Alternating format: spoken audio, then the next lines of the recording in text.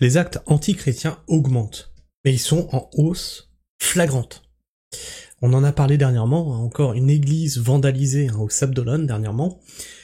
Sable d'Olonne qui est Vendée qui est plutôt calme, mais plutôt catholique. C'est vraiment, pour le coup, c'est vraiment un département aux racines très ancrées dans le catholicisme. Et donc là, vandaliser une église en Vendée, alors là, oui, ça crée la stupéfaction. Mais c'est pas comme si c'était un fait isolé. C'est en augmentation de 13%. Moi, je vous avais dit déjà sur cette vidéo, vous savez, c'est quand les Vikings nous ont envahis, ils ont pillé nos églises. Bon bah là, ça doit être des Vikings, certainement des blonds aux yeux bleus qui sont en train de piller nos églises. Oui, je vois plus que ça, moi. Ah non, après on va m'accuser de. Attends, je pense que c'est des Suédois, c'est sûr. Ah non mais c'est sûr. Alors on va faire le tour de cette triste affaire.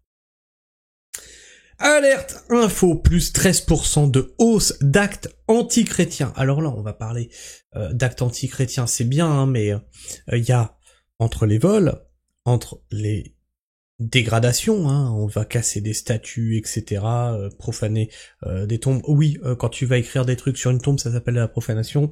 Et mais aussi anti-chrétiens, anti-pratiquants. On a vu qu'il y a eu des actes de violence allant jusqu'à entraîner le décès de personnes pratiquant le catholicisme, ce qui n'est pas normal. Chacun doit pouvoir pratiquer sa foi comme il le souhaite. 13% de hausse d'actes anti-chrétiens au premier semestre 2025. Une omerta complète dans l'espace politique, comme si ce qui arrivait aux chrétiens était normal. Et ça, c'est ouf.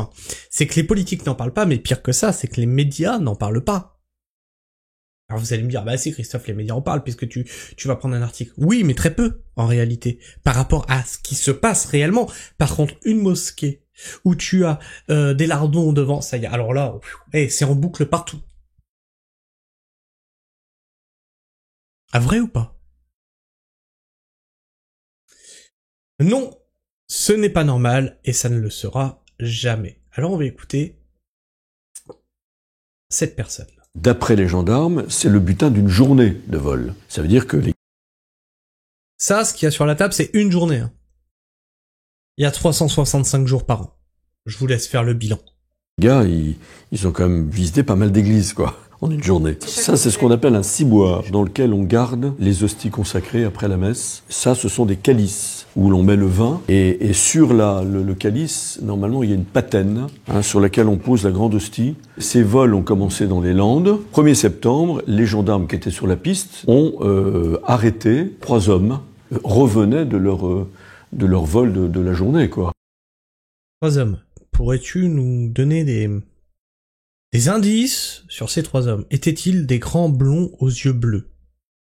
Avec des casques un peu boucliers en bois, épais, non? Non, c'est juste pour savoir, pour ma culture personnelle. Ils ont trouvé dans la voiture tous ces calices et même d'autres qui ont déjà été rendus à leur paroisse. Il y a une instruction qui a été lancée. Il y a quand même pas mal de gens qui nous ont écrit, ici à l'évêché, qui s'étaient scandalisés et dire vraiment leur désappointement et leur tristesse. Mais là, c'est plus à l'évêché qu'il faut écrire. C'est à vos préfets, à vos députés. Ça suffit. Ça suffit, ce laxisme. Si vous êtes révolté, l'évêché, il a aucun pouvoir politique. Aucun pouvoir politique pour faire arrêter ça.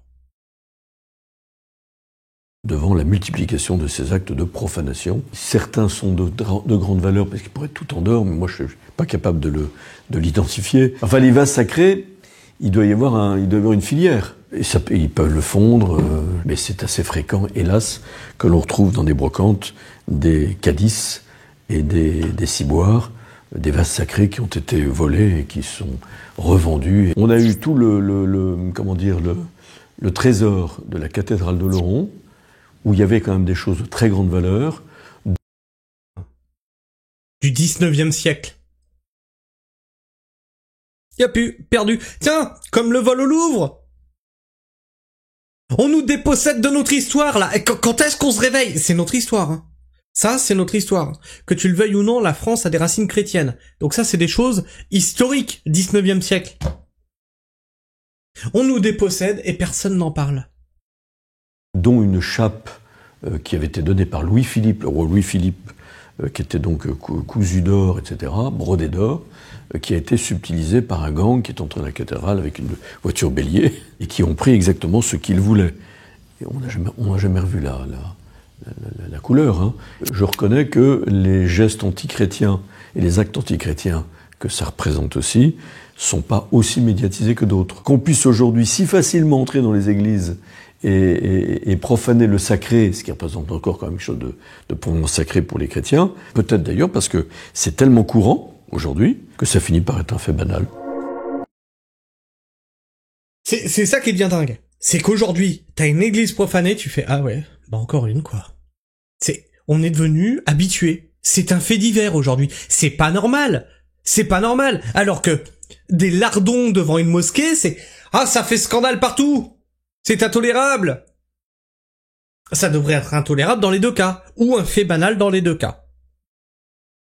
Il n'y a pas deux poids deux mesures normalement. Quand t'es pragmatique, quand t'es factuel, c'est dans les deux cas c'est intolérable, ou dans les deux cas c'est banal. Alors on te posera, oui mais Christophe, il y a la séparation de l'Église et de l'État. Ok, on est un pays laïque. Ok, mais je suis d'accord avec toi. Dans ces cas-là, on est un pays laïque dans les deux cas.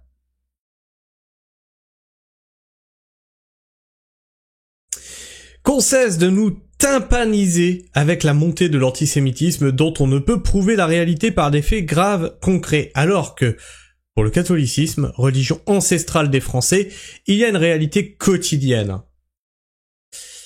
J'ai répondu ça en commentaire d'un tweet de FDS, F de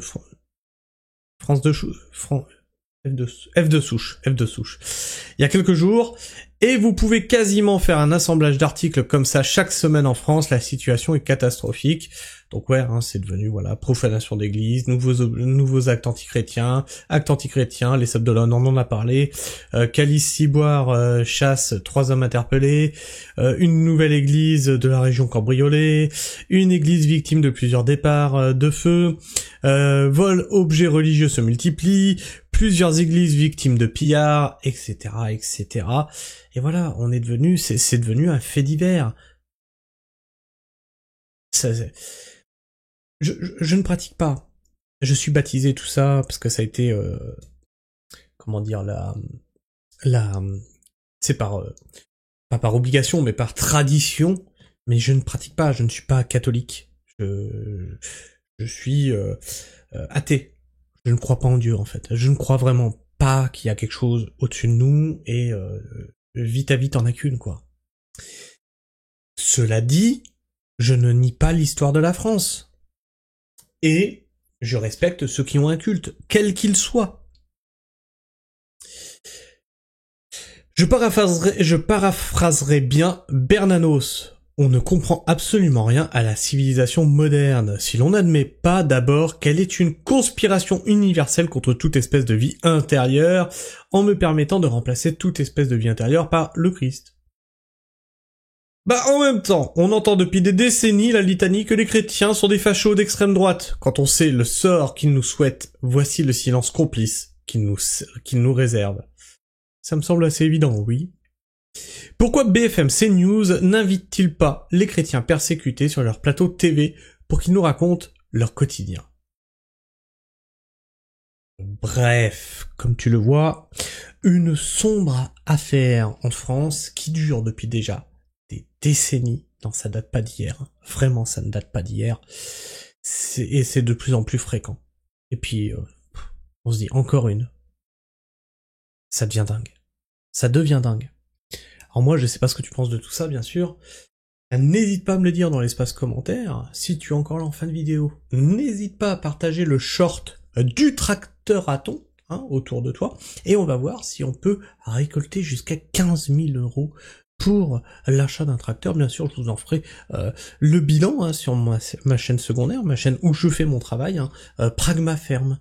Voilà, je te ferai le bilan de tout ça, ce qu'on a récolté, ce que j'ai acheté avec, et tu vas voir, on fera un unboxing. Et puis, bah, vous voyez là-bas comment je travaille, avec quelle méthode, etc. Bien sûr, ce tracteur, c'est pour faciliter mon travail. Et c'est en vue d'avoir des surfaces plus importantes. Je pourrais pas travailler avec les outils que j'ai actuellement, si j'ai des surfaces plus grandes. Et donc, les gens, est-ce qu'ils donnent plus à de l'utile ou à du futile? J'ai bien mon idée sur la question, mais peut-être que vous allez me faire mentir. On verra ça au fur et à mesure, parce que ça va être notre calendrier de l'Avent, et on en fera le bilan régulièrement. Donc tu peux me partager ton avis, ton opinion dans l'espace commentaire, t'abonner si tu es encore là en fin de vidéo, partager cette vidéo, la liker et la booster, ça l'aide à être plus présente dans les algorithmes de YouTube, et là-dessus aussi, je compte sur vous, parce que là, je ne suis pas aidé par YouTube ces derniers temps, on est en froid. YouTube et moi, on n'est pas, non, on n'est plus amoureux tous les deux. Donc je ne peux compter que sur ma commune. Donc je compte sur vous. Sur ce, moi je vous fais la bise, prenez soin du sol bien entendu, et restez pragmatiques. Ciao.